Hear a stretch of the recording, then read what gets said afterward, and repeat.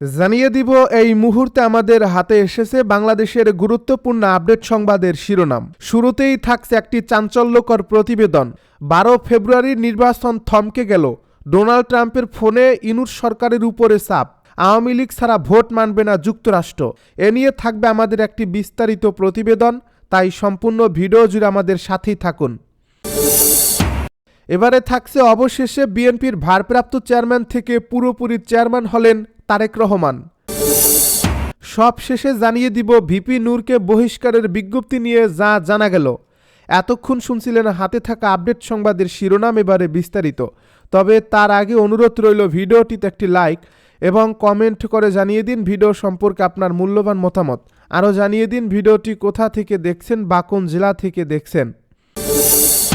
12 ফেব্রুয়ারি নির্বাচন থমকে গেল। ডোনাল্ড ট্রাম্পের ফোনে ইনুস সরকারের উপর চরম চাপ। আওয়ামী লীগ ছাড়া ভোট মানবে না যুক্তরাষ্ট্র। দর্শক, এই মুহূর্তে বাংলাদেশের রাজনীতিতে যে ভয়াবহ নাটকীয় মোড় সৃষ্টি হয়েছে সেটি সাম্প্রতিক সময়ের যে কোনো ঘটনার চেয়েও বেশি বিস্ময়কর ও তাৎপর্যপূর্ণ। কারণ 12 ফেব্রুয়ারি জাতীয় সংসদ নির্বাচন ঘিরে যে প্রক্রিয়া চলছিল তা হঠাৎ করে স্থগিত হয়ে যাওয়ার আশঙ্কা নয়, বরং কার্যত আন্তর্জাতিক শক্তির সরাসরি হস্তক্ষেপে নির্বাচন থামিয়ে দেওয়ার বাস্তবতায় রূপ নিতে শুরু করেছে। এবং এই পুরো ঘটনা প্রবাহের কেন্দ্রবিন্দুতে রয়েছেন যুক্তরাষ্ট্রের সাবেক প্রেসিডেন্ট ডোনাল্ড ট্রাম্প, যিনি ডক্টর মুহাম্মদ ইউনূসকে সরাসরি ফোন করে এক প্রকার চূড়ান্ত ভাষায় জানিয়ে দিয়েছেন যে আওয়ামী লীগকে বাইরে রেখে বাংলাদেশে কোনো নির্বাচন যুক্তরাষ্ট্র গ্রহণ করবে না। এমনকি প্রয়োজনে পুরো নির্বাচনী প্রক্রিয়া বন্ধ করে দেওয়ার দিকেও তারা যেতে পারে, যা ডক্টর ইউনূসের নেতৃত্বাধীন অন্তর্বর্তী সরকারের জন্য এক ভয়ানক রাজনৈতিক ও কূটনৈতিক সংকট তৈরি করছে। কারণ একদিকে দেশের ভেতরে নির্বাচন পরিচালনার আইনগত সক্ষমতা নিয়ে প্রশ্ন উঠেছে, অন্যদিকে আন্তর্জাতিক স্বীকৃতি ছাড়া একটি নির্বাচনের বৈধতা কতটা থাকবে সেই প্রশ্নও এখন বড় হয়ে দেখা দিয়েছে। ইতিমধ্যে হাইকোর্টে জাতীয় সংসদ নির্বাচন প্রক্রিয়া স্থগিত চেয়ে রিট দায়ের হয়েছে, যেখানে অ্যাটর্নি জেনারেল এবং নির্বাচন কমিশনের সিনিয়র সচিবের বৈঠককে কেন্দ্র করে নতুন করে আলোচনা শুরু হয়েছে যে আদালতের নির্দেশে যদি নির্বাচন স্থগিত হয় তাহলে একই দিনে একাধিক নির্বাচনের কোনো সাংবিধানিক বা আরপিওগত ভিত্তি নেই, বরং সংবিধান ও নির্বাচন আইন অনুযায়ী অন্তর্বর্তীকালীন সরকার আদৌ নির্বাচন পরিচালনা করতে পারে কিনা সেটাই এখন মুখ্য প্রশ্ন হয়ে দাঁড়িয়েছে। কারণ অনেক রাজনৈতিক দল অভিযোগ করছে যে তাদের রাজনৈতিক কার্যক্রম স্থগিত রাখা হয়েছে, নির্বাচনে অংশগ্রহণের সুযোগ দেওয়া হচ্ছে না, যা একটি অন্তর্ভুক্তিমূলক নির্বাচনের মৌলিক ধারণার সঙ্গে সাংঘর্ষিক। ঠিক এই জায়গাতেই যুক্তরাষ্ট্রের অবস্থান স্পষ্ট হয়ে উঠছে যে আওয়ামী লীগ ছাড়া কোনো নির্বাচনই গ্রহণযোগ্য নয়। এবং এই বার্তাটি শুধু কূটনৈতিক চ্যানেলেই নয়, বরং সরাসরি ডক্টর ইউনূসের কাছে পৌঁছে দেওয়া হয়েছে ট্রাম্পের ফোন কলের মাধ্যমে, যা বাংলাদেশের অভ্যন্তরীণ রাজনীতিতে এক অভূতপূর্ব নজির।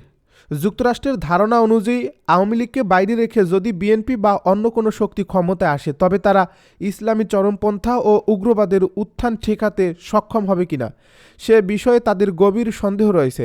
বিশেষ করে সাম্প্রতিক সহিংস ঘটনা, হত্যাকাণ্ড, সংখ্যালঘু ও মিডিয়ার উপর হামলার প্রেক্ষাপটে ওয়াশিংটনের উদ্বেগ আরও বেড়েছে। আর এই কারণেই খলিলুর রহমানকে হঠাৎ করে ওয়াশিংটনে ডেকে নেওয়া হয়েছে, যেখানে মার্কিন পররাষ্ট্র দপ্তরের শীর্ষ কর্মকর্তাদের সঙ্গে তার বৈঠক হচ্ছে। আলোচনা হচ্ছে শুধু নির্বাচন নয়, বরং বাংলাদেশ যুক্তরাষ্ট্র বাণিজ্য, শুল্ক, নিরাপত্তা, চীন ও পাকিস্তানের সঙ্গে সামরিক সহযোগিতা নিয়েও। কারণ ট্রাম্প প্রশাসন স্পষ্টভাবে মনে করে যে ইউনূস সরকার চীন ও পাকিস্তানের দিকে ঝুঁকে পড়ছে। যুদ্ধবিমান কেনা, সামরিক চুক্তি, অবকাঠামো প্রকল্প সব কিছু মিলিয়ে বাংলাদেশ ধীরে ধীরে এমন একটি কৌশলগত পথে এগোচ্ছে যা যুক্তরাষ্ট্রের ইন্দো প্যাসিফিক নীতির পরিপন্থী। আর এই বাস্তবতায় ট্রাম্প প্রশাসন কোনোভাবেই চায় না যে একটি দুর্বল, বিতর্কিত ও আন্তর্জাতিকভাবে প্রশ্নবিদ্ধ নির্বাচনের মাধ্যমে এমন একটি সরকার ক্ষমতায় আসুক যারা ভবিষ্যতে ইসলামিক খিলাফত ও উগ্রবাদী শক্তির উত্থান ঠেকাতে ব্যর্থ হতে পারে।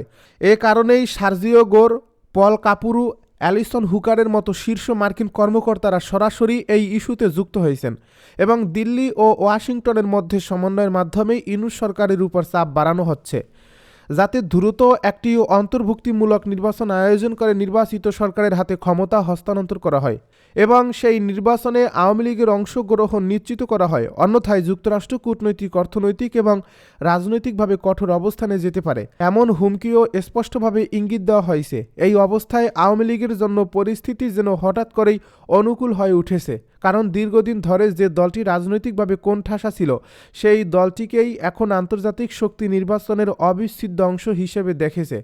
আর প্রশ্ন উঠছে 12 ফেব্রুয়ারি নির্বাচন কি আদৌ অনুষ্ঠিত হবে, নাকি শেষ মুহূর্তে আন্তর্জাতিক চাপে তা পুরোপুরি স্থগিত হয়ে যাবে? নির্বাচন হলে তা কি বৈধ হবে? আর যদি আওয়ামী লীগ ছাড়া নির্বাচন হয় তাহলে সেই নির্বাচন কি দেশের ভেতরে ও বাইরে টিকে থাকতে পারবে? এই সব প্রশ্নের উত্তর এখনও অনিশ্চিত। তবে একটি বিষয় নিশ্চিত, বাংলাদেশের রাজনীতি এখন আর কেবল অভ্যন্তরীণ ইস্যু নয়, এটি সরাসরি বৈশ্বিক শক্তির হিসাব নিকাশের অংশ হয়ে গেছে, যেখানে ডোনাল্ড ট্রাম্পের একটি ফোন কলই 12 ফেব্রুয়ারি নির্বাচনকে থামিয়ে দেওয়ার মতো শক্তি ধরে রাখে। অবশেষে বিএনপির চেয়ারম্যান হলেন তারেক রহমান। বিএনপির চেয়ারম্যান হিসেবে দায়িত্ব গ্রহণ করেছেন দলটির ভারপ্রাপ্ত চেয়ারম্যানের দায়িত্বে থাকা তারেক রহমান। শুক্রবার রাতে দলের গঠনতন্ত্র অনুযায়ী বিএনপির চেয়ারম্যান হিসেবে দায়িত্ব গ্রহণ করেন তিনি। সংবাদ মাধ্যমে পাঠানো এক বিজ্ঞপ্তিতে এই তথ্য জানানো হয়। এতে বলা হয়, বিএনপি চেয়ারপারসন ও সাবেক প্রধানমন্ত্রী বেগম খালেদা জিয়ার মৃত্যুজনিত কারণে দলের চেয়ারম্যান পদটি শূন্য হয়। এ পরিপ্রেক্ষিতে বিএনপির গঠনতন্ত্র অনুযায়ী জাতীয় স্থায়ী কমিটির এক সভা অনুষ্ঠিত হয়। সভায় সর্বসম্মতিক্রমে শূন্য পদে আনুষ্ঠানিকভাবে বিএনপির চেয়ারম্যান হিসেবে তারেক রহমানকে দায়িত্ব প্রদান করা হয়। এর মাধ্যমে তিনি দলীয় গঠনতন্ত্র অনুসারে বিএনপির চেয়ারম্যান হিসেবে দায়িত্ব গ্রহণ করেন। এর আগে আওয়ামী লীগ সরকারের আমলে 2018 সালে বেগম খালেদা জিয়া জেলে যাওয়ার পর তারেক রহমানকে দলের ভারপ্রাপ্ত চেয়ারম্যান হিসেবে ঘোষণা করে বিএনপি। 2002 সালের 22 জুন দলের সিনিয়র যুগ্ম মহাসচিব পদ তৈরি করে তারেক রহমানকে ওই পদে অধিষ্ঠিত করা হয়। 2009 সালে দলের সম্মেলনে তাকে সিনিয়র ভাইস চেয়ারম্যান করা হয়। মাঝে 1/11 সময় জেলে যেতে হয়েছিল তারেক রহমানকে। 2009 থেকে 2024 সালের 5 আগস্ট পর্যন্ত কর্তৃত্ববাদী আওয়ামী লীগ সরকার তাকে রাজনীতি থেকে দূরে রাখার চেষ্টা করেছিল। গণমাধ্যমে তার বক্তব্য প্রকাশেও নিষেধাজ্ঞা দেওয়া হয়েছিল। ভিপি নূরকে বহিষ্কারের বিজ্ঞপ্তি নিয়ে যা জানা গেল। গণ অধিকার পরিষদের সভাপতি নুরুল হক নূরকে কারণ দর্শানোর শোকজ নোটিশ দেওয়া এবং দল থেকে সাময়িক অব্যাহতির একটি খবর সামাজিক যোগাযোগ মাধ্যমে ছড়িয়ে পড়েছে। তবে সেটিকে সম্পূর্ণ ভুয়া বলে জানিয়েছেন দলের উচ্চতর পরিষদের সদস্য ও গণমাধ্যম সমন্বয়ক আবু হানিফ। শুক্রবার রাতে এ তথ্য জানান তিনি। এছাড়া শুক্রবার প্রকাশিত এক অডিও বার্তায় দলের ভারপ্রাপ্ত সাধারণ সম্পাদক হাসান আল মামুন জানান, আর তার স্বাক্ষর জাল করে উদ্দেশ্য প্রণোদিতভাবে একটি মিথ্যা প্রেস বিজ্ঞপ্তি ছড়ানো হয়েছে, যার লক্ষ্য দলটির ভাবমূর্তি ক্ষুণ্ণ করা। হাসান আল মামুন বলেন, ভাইরাল হওয়া প্রেস বিজ্ঞপ্তিটি পুরোপুরি বানানো। অন্য একটি নথি থেকে তার স্বাক্ষর কপি করে দলের প্যাডে বসানো হয়েছে। গণ অধিকার পরিষদের পক্ষ থেকে এ ধরনের কোনো সিদ্ধান্ত নেওয়া হয়নি বলেও তিনি স্পষ্ট করেন। তিনি সবাইকে এই পরিকল্পিত গুজবে বিভ্রান্ত না হওয়ার আহ্বান জানান। দলটির পক্ষ থেকে জানানো হয়, রাজনৈতিক সুবিধা নেওয়ার উদ্দেশ্যে তৃতীয় একটি পক্ষ এই অপপ্রচারে জড়িত। সাম্প্রতিক সময়ে বিএনপির সঙ্গে আসন সমঝোতা ইস্যুকে কেন্দ্র করে গণ অধিকার পরিষদের ভেতরে কিছুটা অসন্তোষ ও উত্তেজনা দেখা গেলেও সেই পরিস্থিতিকে কাজে লাগিয়ে গুজব ছড়ানো হচ্ছে বলে মনে করছেন দলটির নীতি নির্ধারকেরা। সভাপতির বিরুদ্ধে দলীয় সিদ্ধান্তের বাইরে গিয়ে আসন সমঝোতার অভিযোগ এবং দপ্তর সম্পাদককে সাময়িক অব্যাহতির ঘটনাকে ঘিরে গত বৃহস্পতিবার রাজনৈতিক অঙ্গনে নানা আলোচনা চলে। দলের উচ্চতর পরিষদের সদস্য ও গণমাধ্যম সমন্বয়ক আবু হানিফ মনে করছেন, এই গুজবের পেছনে নির্বাচনী রাজনীতির সংশ্লিষ্টতা রয়েছে। তিনি বলেন, পটুয়াখালী 3 আসনে নুরুল হক নূরের ট্রাক প্রতীকের পক্ষে ব্যাপক জনসমর্থন তৈরি হয়েছে। এতে ঈর্ষান্বিত হয়ে একটি গোষ্ঠী পরিকল্পিতভাবে ভুয়া তথ্য ছড়াচ্ছে। আসন্ন ত্রয়োদশ জাতীয় সংসদ নির্বাচন সামনে রেখে যাচাই ছাড়া কোনো তথ্য প্রচার না করার জন্য তিনি গণমাধ্যম ও সাধারণ মানুষের প্রতি আহ্বান জানান। এর আগে দলের সভাপতি পদ থেকে নুরুল হক নূরের বহিষ্কারের একটি ভুয়া নোটিশ সামাজিক যোগাযোগ মাধ্যমে ছড়িয়ে পড়ে। ভুয়া এই নোটিশটিতে বলা হয়, গণ অধিকার পরিষদের উচ্চতর পরিষদ, কেন্দ্রীয় সংসদ, জেলা প্রতিনিধি, অঙ্গ সংগঠনের নেতা ও মনোনীত পদপ্রার্থীকে অবহিত না করে আসন্ন ত্রয়োদশ জাতীয় সংসদ নির্বাচনকে কেন্দ্র করে গণ অধিকার পরিষদের নির্বাচনী জোট বা আসন সমঝোতার বিষয়ে একক সিদ্ধান্ত নিয়ে আপনি দলীয় শৃঙ্খলা ভঙ্গ করেছেন, যা দলের ভাবমূর্তি ও ঐক্যের জন্য চরম হুমকি স্বরূপ। এমতা অবস্থায় উচ্চতর পরিষদের নির্দেশনা মোতাবেক দলীয় শৃঙ্খলা ভঙ্গের দায়ে আপনাকে গণ অধিকার পরিষদের সভাপতির পদসহ দলের সব পর্যায়ের দায়িত্ব থেকে সাময়িক বহিষ্কার করা হলো।